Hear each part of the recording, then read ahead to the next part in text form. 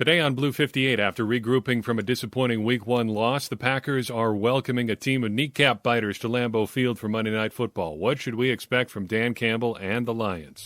Blue 58! Hello and welcome to another episode of Blue 58, the one and only podcast of thepowersweep.com. I am your host, John Meerdink. Very happy to be with you here for another episode. Before we dive into the Lions, I want to give you, part of the episode that was supposed to come out on Wednesday. Had an interesting time here at the Blue 58 Power Sweep headquarters this week. Tuesday night, some severe weather rolled through northwest Ohio. Wasn't supposed to be that big of a deal. But I'm sitting here taping the episode, actually, and my wife comes downstairs. I think we should get the kiddo and come down in the basement. Turns out she was right. It was pretty nasty here for a little bit. Got about 2 inches of rain in 45 minutes, and some of it ended up in my house, as things do sometimes. So luckily we were hanging out in the basement and just happened to be standing there with the shop vac, but that ended up wiping out the podcast taping for Tuesday night. So here we are talking a little bit of Week 1 recap before we dive into Week 2 here. I want to take a second to give you part of that episode. We were going to dive into 5 or 6 big questions from that first game of the season. Instead, I just want to kind of circle back to 2 or 3 things that we were going to talk about in that episode before we talk about the Lions. First, emerging from that game was this idea that the Packers don't play well in warm weather. I wanted to see how true that actually was, so I did a brief study on that and found that there may be something to it. The Packers have played in 17 games where the kickoff temperature has been 80 degrees or higher since 2000. And with the heat index, some of those go even higher. There's really no correlation between how much above 80 degrees the temperature gets and how poorly the Packers play, but they are under 500 when the temperature is 80 or higher. They are 7-10 against the spread and 4-5 under Rodgers. 3-4 if you don't count their tie with the Vikings in 2018, which, I mean, if you want to make the case either way, I'm agreeable to that, but I'm not going to make that a bragging point one way or another. So basically here it looks like we could say, if not just straight up playing worse in the heat, the Packers are underperforming expectations when the temperature is really hot. Something to file away. 17 games since 2021 isn't all that many, so it's not one that happens a whole lot. There was one game that jumped out as particularly miserable way up back in 2000. The Packers played in Buffalo, of all places, and they had one of those games where it's 80-plus degrees humid, or 80-plus degrees and 55, 56% humidity or so. That was the only game of these 17 on the list where the Packers were playing on AstroTurf. So just imagine the unpleasantness of playing on that surface in addition to the heat. You understand why the Packers may have lost that game, and they did. Buffalo handled them pretty well that day. Second thing emerging from the first game of the season was, should the Packers, I guess specifically Aaron Rodgers, have played in the preseason? Does playing in the preseason affect Aaron Rodgers? I look back at every season he's played since he became the starting quarterback, how he did in the preseason, how much he played in the preseason, and how he started out the first 4 games of the regular season. There's really no correlation either. Years that he played a lot, sometimes he started pretty poorly. 2010, for example, Aaron Rodgers had 40 pass attempts in the preseason, threw 5 touchdowns, no picks. But in the first 4 games of the season, his passer rating was just 96.3. Almost 30 points lower than it was in the preseason and lower than it would ultimately end up being for the 2010 season as a whole. Rodgers ended up playing pretty well that year. The Packers won the Super Bowl, so on and so forth. You kind of get the story there. 2016, the exact opposite. Rodgers threw 9 passes in the preseason that year and played pretty poorly to start the regular season. Passer rating of just 87.7 that year. But his season rating ended up being 104.2, so he really improved. Maybe he was a little bit rusty in the preseason. But there are mitigating factors here. You remember the 2016 season was a bit of a fraught proposition between Rodgers and Mike McCarthy. Also, remember that the Packers had some serious issues at running back in the start of the season. Eddie Lacy, though playing well and playing pretty consistently, was banged up to start that year.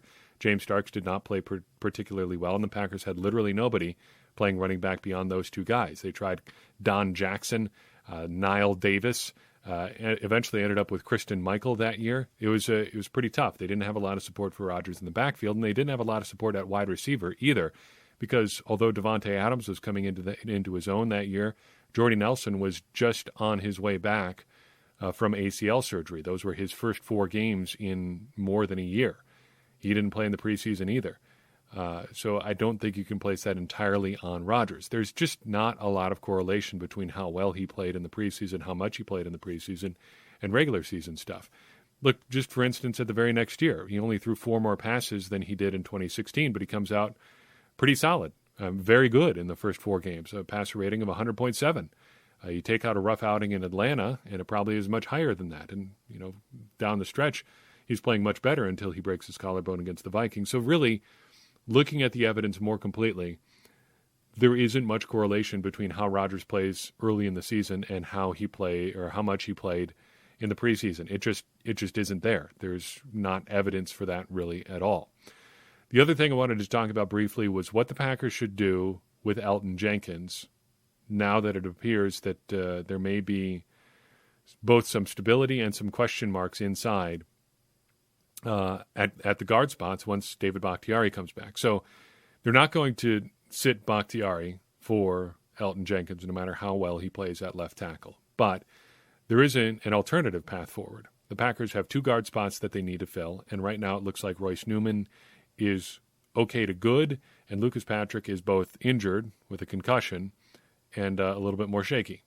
You can flip-flop some of those evaluations depending on who you talk to, but it looks like basically the Packers have 1 guard they feel pretty good about and 1 guard spot that's going to be a question mark for the rest of the season. Now, normally, you'd put Elgton Jenkins back at guard, and then you have no guard spots that you're worrying about. But what if there is another solution? What if we moved Billy Turner from tackle to guard, moved whoever is playing right guard over to left guard, and bumped Elgton Jenkins all the way over to the right side? To me, I think that's a really intriguing possibility because it utilizes your resources at the most valuable offensive line spots. Now, all 5 offensive linemen are valuable. You need a group of 5 to really get through a season, or at least a group of 4, or at least a group of guys that has no significant weak link to get through a season. It's that best 5 on the field thing that Matt LaFleur is always talking about. But tackles inherently are more valuable than guards. It's just the way it works. So what if you put your 2 best linemen at tackle? I think that's the common sense solution here. Elgton Jenkins, we no longer need your services at left tackle. We're going to put our supremely highly paid, supremely talented left tackle there. Why don't you take a journey down to the other end of the line, relieve Billy Turner of those duties, then we can stick him inside and have a couple really big, athletic interior offensive linemen. I think Turner's probably a little bit better at tackle than at guard, but Elgton Jenkins is better at guard and tackle than Turner, and tackle is more valuable, so let's put Elgton Jenkins there. Sound pretty good? Good. Just a thought coming out of week 1. Finally, though nothing appears to have come of it, I think we should mention, at least in passing, that the Packers worked out 2 corners this week. Holton Hill worked out with the Packers on Monday. 6'2", 296-pound corner out of Texas. Go Longhorns. 7.5 relative athletic score. Good straight line speed. 4.49 40-yard dash. 6.83 3-cone time. That is elite agility numbers. He's played quite a few defensive snaps already, more than 700 over 3 years with the Vikings. Appeared in 28 games with Minnesota from 2018 through 2020. Could have a rare Vikings to Packers thing in the works here if he ends up signing with the Packers at some point this year. Best year is probably 2018. He had 3 picks and 3 starts, and 1 interception that season. The other defensive back who worked out for the Packers this week was Chris Johnson at a tryout with the Packers on Tuesday. He's a defensive back out of North Alabama. Go Lions. Division II team until 2017, and a pretty darn good one as well. Johnson, big guy, 6'3", 200 pounds, found some testing numbers on him that I was not able to verify, but this was from a local news report on his pro day. 4.61 40-yard dash time, so not super talented there, not super great straight line speed, but good short shuttle, 4.41, and a good 3-cone time at 6.82. That is slightly better, out 1/100th of a second better than Holton Hill, who has an elite time there. So both of those times would be extra good for safety, which is what Johnson is billed at, though he is generally just described as a defensive back. Probably looking at another special teamer here, less than cornerback depth, which is probably what Hill would be, but never hurts to have some good special teamers around. All right, I think we're all caught up from week one. Let's talk about the Detroit Lions. What does playing the Detroit Lions feel like? To me, I think playing the Lions every year, twice a year, feels like going to the DMV. You like going to the DMV? I don't. But you got to do it. No matter how much stuff you can fill out online. In Ohio, where I live, you can do a lot of stuff for the DMV online. We can renew our registrations, all sorts of things like that. You rarely have to go down there. But every so often, you got to do it. And it's not going to be fun, and it's not going to be interesting, and it's probably going to be worse than you expect, no matter how bad you think it's going to be. But you got to do it. It's the only place you can get that stuff done. And the only place you can play the Lions, well, one of two places, is Lambeau Field or Detroit. Sooner or later, you're going to have to deal with it. It's the worst, though, when you're in a situation where you really need something from them, and they know you need it too. I had to transfer a title from the state of Indiana to the state of Ohio once. That was the most painful process I've ever been through at the DMV. Had to have documents with your name on them. Had to have documents with your address on them. No problem. Just bought a house. All sorts of documents with both my name on them and my address on them. Because, they're saying, I own this house. This is where the house is. Those documents are going to work, right? Well, ask the people at the DMV, is that going to work? Sure, bring them on down. Come back an hour later. Just kidding. No, those documents aren't going to work. You know why? Oh, we can't really give you a reason why, but they don't work. You can't use those. Well, what can I use? Well, you need a bill. Well, I've only lived at the house for 3 days. I don't have any bills. What can you do? Well, there's nothing really we can do, but I got to get the car registered and changed over today.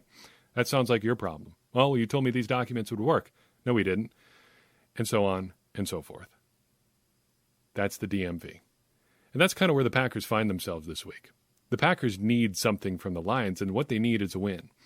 This isn't a must-win game for the Lions, but they do kind of need a win. Let me explain. Packers will lost in week one. You know this. I know this. We've talked about it. On the horizon are both the Lions and the 49ers. Now, you, me, and the Packers don't want to start 0-3, but if I was a betting man, I'd say week 3 is going to be a pretty significant challenge. The 49ers always seem to play the Packers pretty tough. Kyle Shanahan seems to know what he's doing there, and sooner or later we're going to be getting the Trey Lance experience. That means if the Packers want to avoid having to win in San Francisco in prime time to avoid an 0-3 start, they kind of have to win this week. That's how that math works out, right? 0-1 in week 1. Let's just say hypothetically they lose in week 3. That's going to be 2 losses. Yep, they need that win in Lambeau against the Lions to avoid 0-3. So that means a trip to the DMV to get something you need. Better bring the right paperwork. Let's talk about the Lions. Lions got a new head coach in town, and I guarantee you, if you don't know who Dan Campbell is, you've heard at least one soundbite from him before you've even gotten to know what he's like as a person. This was the Dan Campbell experience in the introductory press conference. We're going to kick you in the teeth, all right? And when you punch us back, we're going to smile at you. And when you knock us down, we're going to get up. And on the way up, we're going to bite a kneecap off, all right? And we're going to stand up. And then it's going to take 2 more shots to knock us down, all right? And on the way up, we're going to take your other kneecap, and we're going to get up. And then it's going to take 3 shots to get us down. And when we do, we're going to take another hunk out of you. Before long, we're going to be the last one standing. What scares me a little bit listening to that quote by Dan Campbell is the little point in the middle where he starts breathing a little bit faster, and you can almost see him playing out the scenario in his head where he is biting somebody's kneecaps off.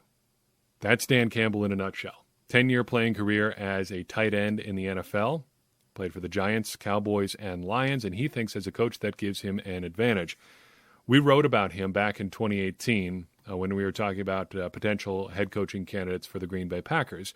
And Campbell had been around for a while. He had been an interim coach for quite some time with the Dolphins, went 5-7, filling in midseason actually for Joe Philbin, former Packers offensive coordinator, and ended up back in Green Bay and actually was an interim coach for the Packers. But filled in for Philbin down the stretch, cleaned house, redid everything on the fly, and ended up having a pretty darn good season as well there.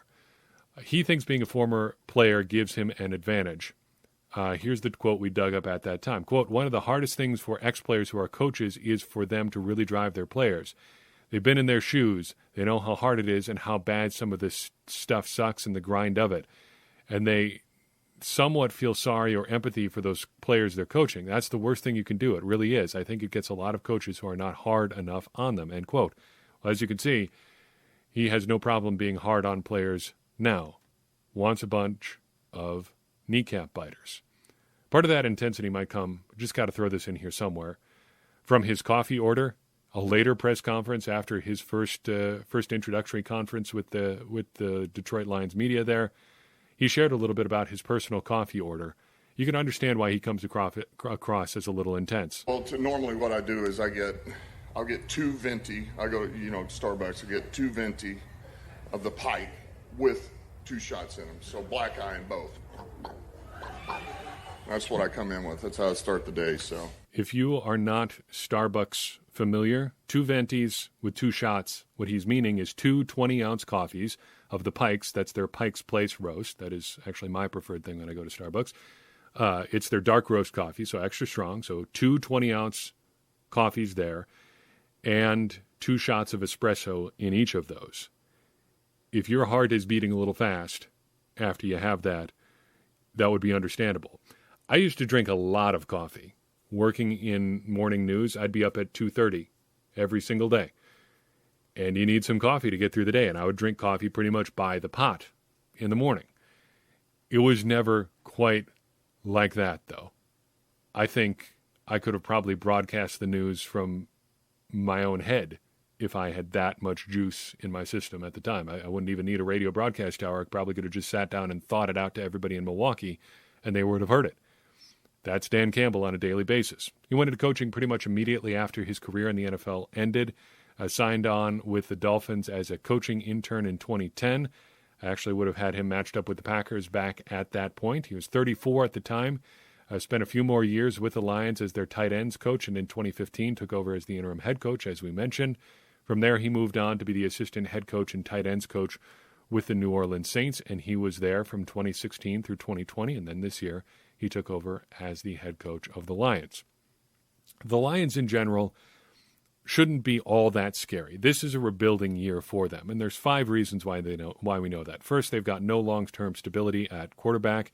Jared Goff seems like an okay bridge player, bridge getting you from one place to another. I don't know how he does at the card game, but he's not the long-term answer. If he was the long-term answer anywhere, he would still be playing in Los Angeles. They've got a new GM, so he's going to be making things the way he wants them to be. They've got a new head coach in Dan Campbell. They also passed on the chance to draft a quarterback. They passed on both Mac Jones and Justin Fields. We also know that they were really bad last year, 5-11. So 5 reasons why you are a rebuilding team. If you were bad, if you don't have a quarterback, if you've got a quarterback who's not going to be your quarterback long-term, new head coach, new general manager, yep, you're a rebuilding team. That's just the way it is. 5-11 last year. You might be tempted to say, well, maybe did they underachieve or overachieve, or maybe were they unlucky in close games? No, 4-4 last year in games decided by a touchdown or less. By point differential, their expected win-loss total last year was 5.1 and 10.9. Ended up at 5-11, basically exactly where they were supposed to be. Let's talk about the Lions' offense then. Starting with that quarterback, Jared Goff, 6'4", 222 pounds in his 6th season out of California. He landed in Detroit as part of the massive Matt Stafford trade. In that trade, the Rams got Matt Stafford, and the Lions got Goff, a 2022 first-round pick, and a 2023 first-round pick and third-round pick. Not too bad. If you're not going to draft a quarterback, at least have 2 first-rounders for the year when you're going to, or the year after that. Might as well see what happens. Get a lot of assets and go from there. Wonder if this might be a potential model for a future Packers trade involving a quarterback. We talked about this when it went down. I concluded it would probably be 3 firsts for Rodgers, but you never know. We'll see how this season goes and if the Packers ultimately do want to trade Rodgers anyway. Where are the Lions strong? It's tough to say on offense. It's early. They had a weird game in week 1. With the 49ers, but if you had to pick one spot right now, if I had to pick one spot, it might be running back. Small asterisk, of course, next to running backs. We know that offensive line plays a huge part in running back success, but they've got a pretty good one in Jamal Williams. Of course, we know Jamal Williams. We've always said he doesn't bring a ton to the table, but he doesn't take anything off the table either. He runs hard, if not explosively. He catches well, if not dynamically. He pass protects really well, full stop. And he seems to be pretty well built to take advantage of where the Packers have some big questions. Defensive line, linebacker. If you were going to run hard up the middle, a back like Jamal Williams would probably do that for you. And it's worth taking a second to remember how Jamal Williams is regarded in Green Bay. Everybody loves him. Billy Turner had a great quote about him. It's a little bit long, but I'm going to play it for you. He loves the guy. He loved blocking for him, and he loved seeing what he could do on the field. Jamal Williams is a great person. He was one of my favorite teammates that I've ever probably played with. He's just a great dude, as you said, not only on the football field and in the locker room, but off the field as well. I love talking to Jamal just about life, and I love watching him go out on the field on Sunday and play because he plays the game the right way. Him and Aaron Jones are very, very similar. They play the game hard, and they give it their all every single play. If not running back, I might think about tight end as well. T.J. Hawkinson, the big stud tight end the Lions have, good. But it may not just be him either. It may just be tight ends in general. Consider this. Jameis Winston only had 148 yards passing last week, only 14 completions, of course, 5 touchdowns in there too. But of those 148 yards and 14 completions, 6 of those completions went to tight ends for 39 yards and 2 touchdowns. The Packers have had problems with tight ends for years. Early returns would suggest they're not super great against tight ends. Again, boy, that just sounds so familiar. It's almost like changing defensive coordinators doesn't magically make your defense better if you don't change anything else. Were the Lions vulnerable on offense? I would start with the offensive line. They had a low-end offensive line last year, but they drafted Penei Sewell high this year, and they've now got him back at left tackle, which is his traditional position due to some injuries elsewhere. Still some big question marks in the offensive line as a whole. Might also think about wide receiver being a bit of a problem for the Lions. Right now, it's a bunch of no-names. In my weekly Q&A for Acme Packing Company, I talked to Mike Payton of Pride of Detroit. I asked him, what's the deal with the Lions pass catchers? Because other than T.J. Hawkinson, it's not a great-looking group. And he basically agreed to me. He said of their pass catchers, quote, right now it's hard to tell. Goff threw the ball to anyone that was willing to catch it last Sunday. Khalif Raymond came up really big with some plays. Quintez Cephas, just as a side note, formerly of Wisconsin, did as well. But they were pretty quiet until that comeback in the fourth quarter. Lions fans expect big things from rookie Amon-Ra St. Brown, but he also was pretty silent, in week 1, end quote. So not a lot of studs at wide receiver. Let's circle back to Penei Sewell, though, for somebody we should know about on their offensive line, on their offense as a whole. Sewell is 6'4", 331 pounds, out of Oregon. He was Dane Brugler's top-rated tackle and pretty much everybody's top-rated tackle in this year's draft class. As an interesting note, Sewell was a guard recruit coming out of high school. You don't see that guard to tackle switch very often. Apparently, Oregon always thought of him as a tackle, only ever wanted him there, but that's not all that common. You don't see guys switching from guard in high school to tackle at the college level. Usually it's tackle in college or to guard or tackle in high school to guard at the college level, or tackle in the NFL or in college to guard in the NFL, as we've seen many times with the Packers. But Sewell made the reverse switch from high school guard to college tackle. He's just a super athlete, 8.99 relative athletic score, 30 reps on the bench, 9 foot 1 inch broad jump. Not enormous for a left tackle. You see some questions about length if you look at his scouting report and things like that. I don't know. If the Lions leave him at left tackle, it's probably not that big a deal. David Bakhtiari isn't the biggest guy in the world either, and it works out for him just fine. Switching over to defense, the Lions, if they have a strength, it's in their front seven. They've got big money edge rusher Trey Flowers, who had a pretty solid week last week on the edge. Packers are going to be watching him, obviously. Not a defensive lineman or edge rusher, but Jamie Collins, another former Patriot with Flowers, is worth watching in the front too at inside linebacker. Now wears number 8 for the Lions. He's going to be a big hitter in the run defense. We said this last week, but in terms of vulnerability, it's hard to look anywhere but the secondary in Detroit. Jeffrey Okudah is out with a torn Achilles tendon. He is their top corner. Their number 2 corner now is Amani Oruwariye, a 2019 fifth-round pick, 6'2", 205. First year as a full-time starter was last year, and it's not been spectacular for him so far. Their slot corner is A.J. Parker. He was one of Pro Football Focus's best-graded players from the game last week. He's 5'11", 178 pounds, playing in his first NFL season. Their other noteworthy corner is third-round pick Ifeatu Melifonwu, who's a very good athlete, but only played 12 snaps in Week 1. And that's just the corner position. There's problems at safety too. This is not a great secondary, but we saw what that counted for last week between injuries and depth problems with the Saints. Who then should we know about on the Lions defense? I would say Romeo Okwara, just because I'm a little bit curious as to what he's going to do this year. 6'4", 263 pounds. He had a breakout season last year, 10 sacks in a contract year. Good time to do it. We can call that the Nick Perry special. He had 10 sacks combined in his previous 4 seasons, but you turn it on when it counts and you get a big payday. And, well, it works out for you. I mentioned his name because he is their second-best pass rusher after Flowers, but the Packers held Okwara in check last year, just 4 tackles, 1 for loss, and no sacks in 2 games against Green Bay last season.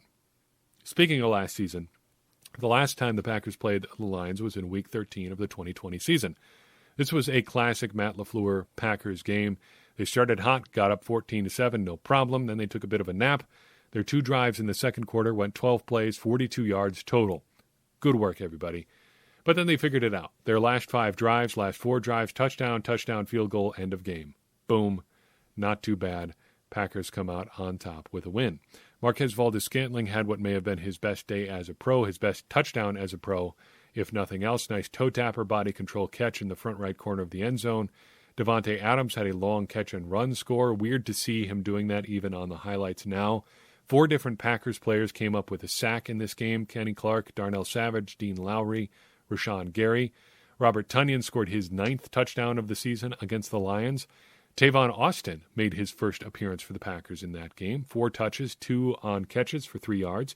He had 1 punt return for 2 yards and 1 fair catch. This game was also A.J. Dillon's first game back after his big COVID problem last year. The Packers, true to form, almost blew an onside kick late. They tried to wait for the ball to roll 10 yards as the receiving team. You don't have to do that. Once the ball is kicked, you can run and pick it up. And the Packers should try to do that next time. Also, as a final note in this game, Adrian Peterson suited up for the Lions. Always forget that happened. Did you forget that happened? I wouldn't blame you if you did. He didn't do a whole lot in that game, but it's just funny to see Adrian Peterson in a Lions uniform. So who's going to win in this game? I think the Packers have a really good shot of getting back on track in this game. Last week didn't go as planned, right? I think there's a better chance that things go as planned this week. I understand if you're a little bit skeptical. I'm a little bit skeptical too. But thinking back to the idea of team life cycles, I think the Packers are later and more mature in their life cycles than the Lions. That didn't work out very well for the Packers last week, I realize, but bear with me. The Packers are later in their life cycle than the Lions. They have an established team. They know what they are. All of their intangible qualities should be well known to them. They know their personnel. They know what they are. They know what they want to do. And I think that makes them more adaptable coming out of a bad situation. The Lions under Dan Campbell, here in their second week under Campbell, are still figuring out who they are. The Packers should at least know, and I think the Packers are a more talented team. And I think that gives the Packers the edge. Now, there is a world where the Lions can move the ball on offense, and that changes a lot for how the Packers attack their defense. But I don't think it's sustainable enough for the Lions to hang with the Packers in what could be a shootout. I don't know if the Packers have it together enough for this to be a shootout, but give me the Packers 27, Lions 20. The line on this game is Packers by 11. That seems like a lot from what we saw from the Packers last week.